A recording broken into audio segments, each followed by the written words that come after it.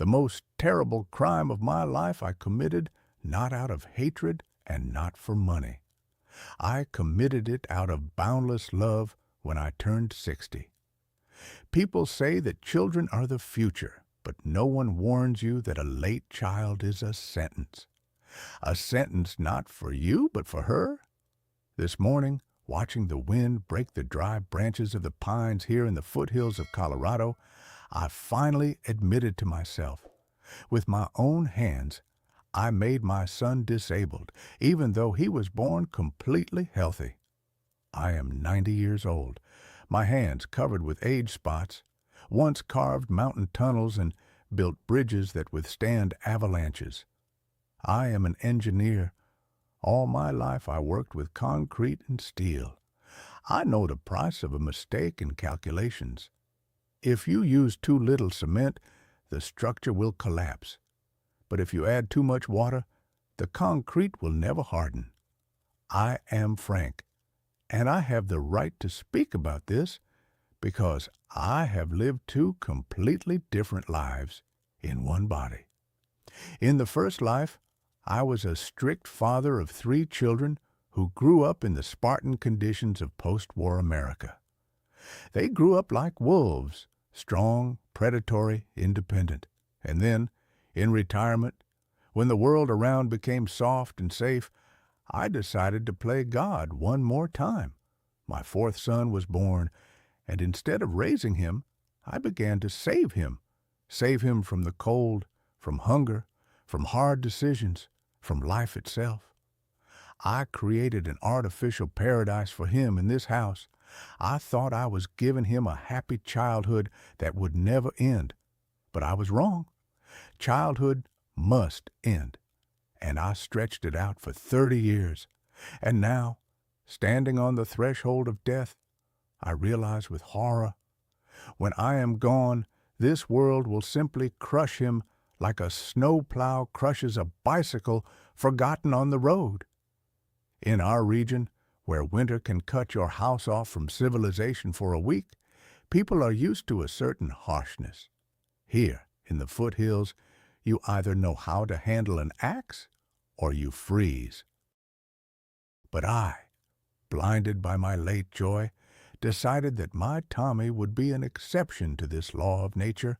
I saw how the neighbor boys at 16 were already repairing old pickups, smashing their fingers until they bled, and pulling livestock out of ravines during blizzards, and my son sat in a warm living room surrounded by soft pillows and my sleepless attention.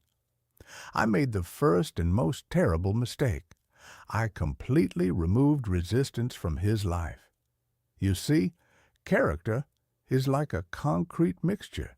Without proper aggregate and time to set under pressure, it remains just wet mud. This softness seeped into every crack of our daily life.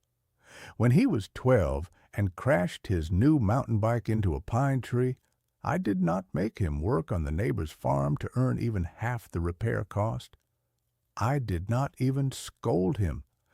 I simply bought him a better model the very next day because I could not bear the sadness in his eyes. I saw how he looked at me, not with gratitude, but with mild surprise, as if the world were a magic box that dispenses prizes simply because you exist. I taught him that consequences are something that happen to others, but not to him. This pattern repeated again and again, like a worn record that cuts deeper with every turn. When he had trouble in college in Denver because of absences, I did not say, "Son, this is your test of maturity. Go and fix it yourself." No, I got into my old Ford, drove 200 miles over the passes, and went to speak with the dean.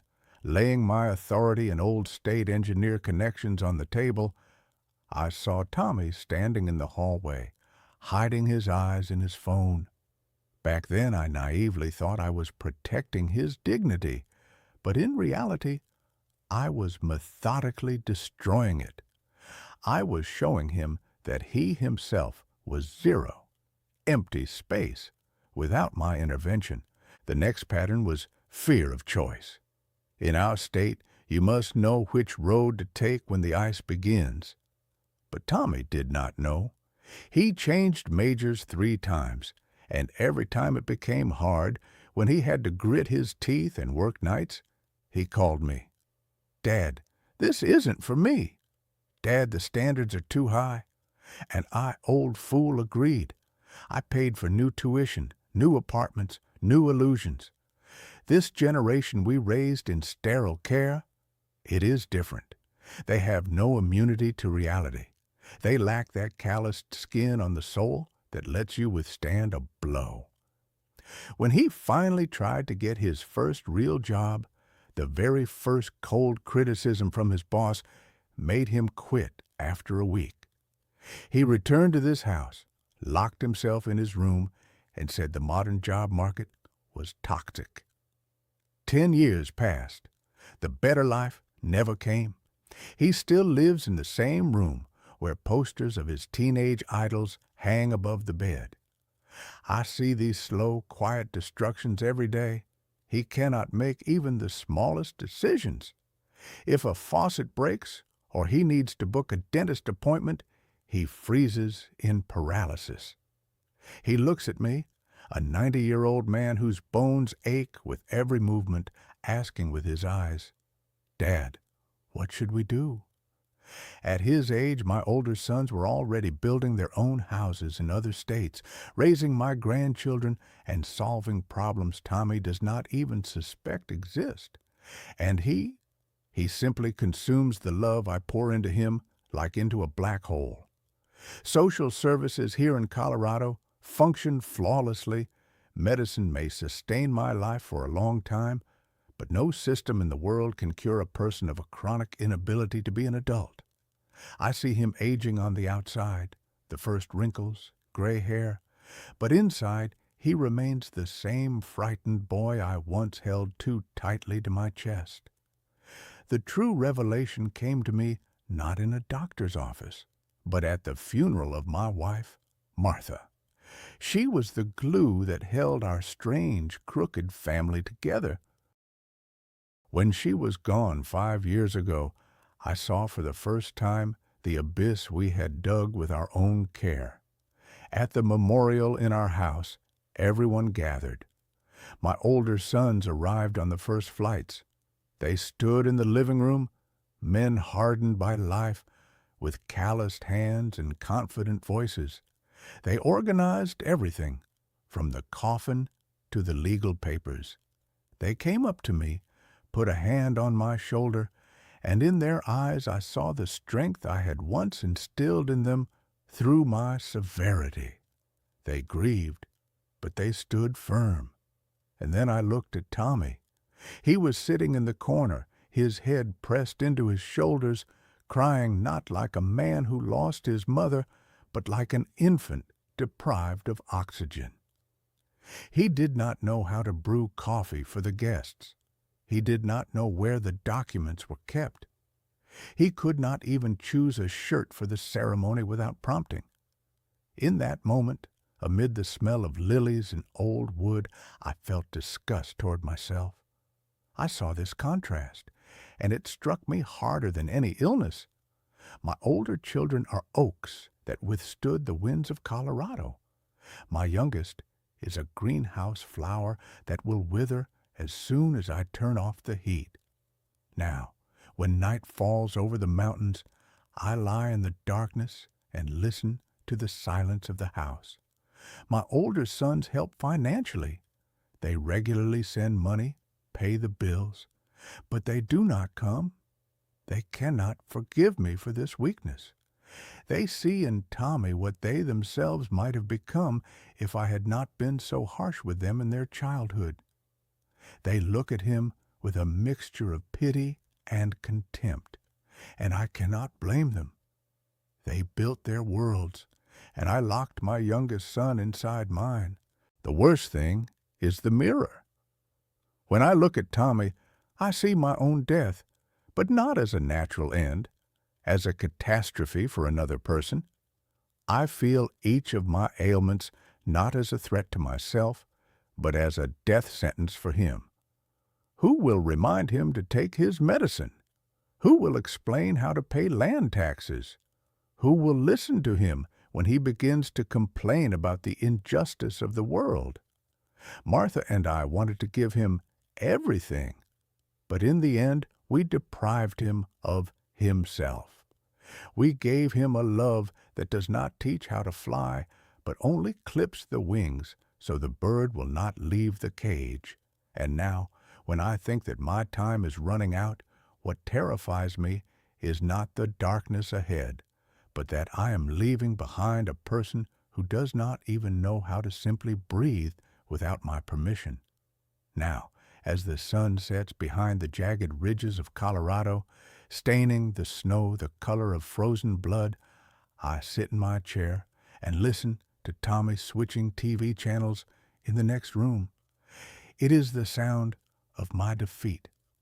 I devoted the last 30 years to protecting him from pain, but in the end, I condemned him to the worst pain, helplessness in the face of emptiness. I see how sometimes he approaches the window, looks at the mountains I once conquered, and there is no challenge in his gaze. There is only a lack of understanding of how the world works beyond our fence. Do not believe those who say that love has no limits. Limits are what make us human. If you build a house without walls, it will not protect you from the storm. If you raise a child without difficulties, you are not preparing them for life. You are preparing them for destruction.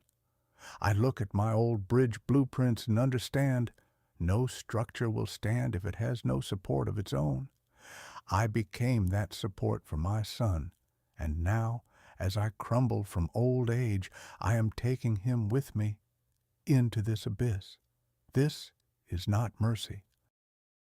It is the selfishness of an old man who wanted to feel needed until his last breath, without thinking about what would happen the day after that breath falls silent. I do not ask for your sympathy. I ask you to be cruel when it is necessary. Let your children freeze so they learn to build a fire. Let them fall so they learn how knees hurt and how victory over one's own weakness tastes.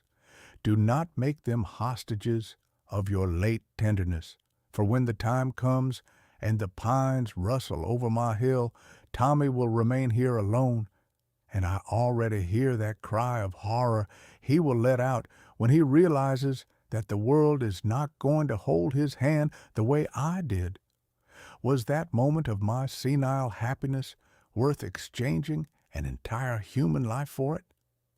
Thank you for listening to my confession to the end. If these words resonated in your heart or made you look differently at your own family, please like this story. It will help others hear my voice. And subscribe if you would like to come visit me again for a conversation. There will always be room here for honest thoughts. As long as the flame in my lamp is still burning,